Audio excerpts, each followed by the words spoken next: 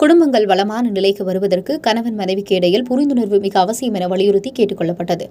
குடும்பங்களில் ஏற்படும் பல சிக்கல்களை பெரிதுபடுத்தாமல் தங்களை நம்பியிருக்கும் பிள்ளைகளின் எதிர்காலத்தை உணர்ந்து கணவனும் மனைவியும் புரிந்துணர்வுடன் செயல்பட வேண்டும் என்று கூறப்பட்டது.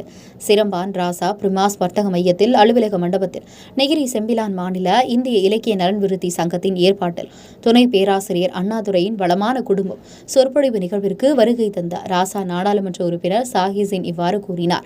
குடும்பத்தில் கணவன் மனைவிக்கு இடையில் கருத்து வேறுபாடுகள் இருப்பது இயல்பானதுதான்.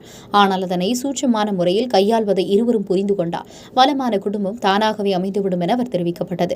பலமான குடும்பம் அமையாமல் போவதற்கு பல விஷயங்களை சுட்டிக்காட்ட முடியும். அதில் முக்கியமானது பொருளாதாரம். அதனை இருவரும் சரிசமமாக சம்பாதித்து ஈடு செய்தால் போதுமானது. பிரச்சனைகள் எழுவதற்கு வாய்ப்பு இருக்காது என்று அவர் சுட்டிக்காட்டினார்.